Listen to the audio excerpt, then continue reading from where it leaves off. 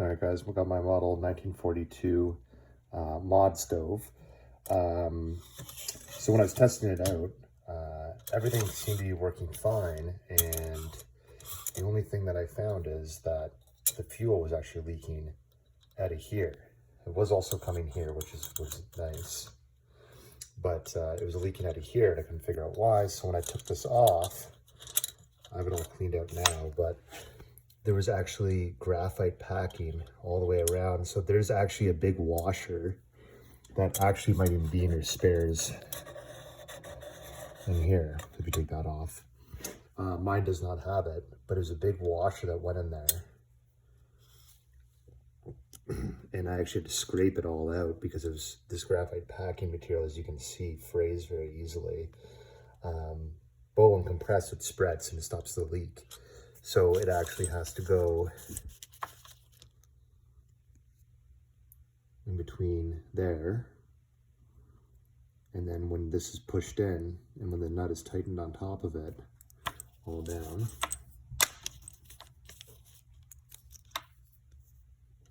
then, sorry, I only have one hand here. So when that's tightened all down, it'll actually push the graphite and spread it. So I'm gonna give this a try. This is the wrap. Finding the actual graphite seal properly done.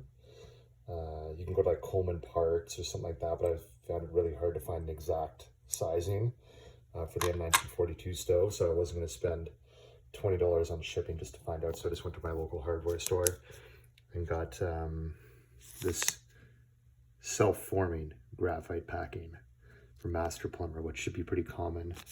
I'm in Canada, so this is from Canada. But you kind of just wrap it around, and so I'm going to sort of see how that goes. So it's really hard to wrap up, but I kind of roughly wrapped it up there, hoping that when I compress it in here, that it'll expand to what it's supposed to. So I'm going to give that a try. So you can see I got it wrapped around there. Again, this is not an exact amount, so I'm going to compress it and see if it's too much or too little. Okay, and I'm just going to tighten it up, but I got to do it with the other hand. Again, yours might come with a tool, so you'll be laughing. If it does, it'll be a lot easier.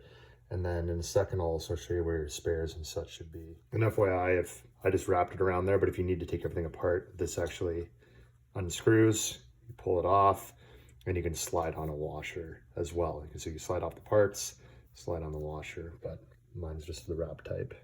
And I got a lot to goof around with after if I need to. So chances are I might even put too much in because you see it's starting to squeeze through a little bit. So I'm just going to clear that away and see, but I've screwed it down almost all the way.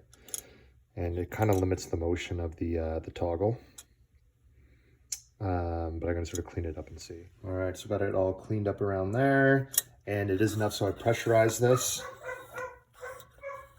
with the dog being excited.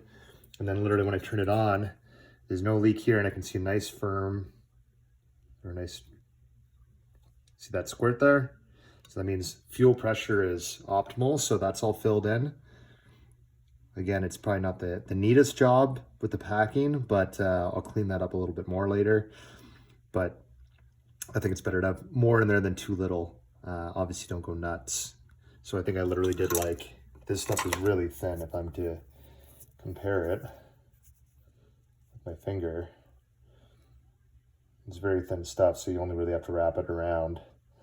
I think I did like 2, maybe 2.5 times, and it flattens pretty easily.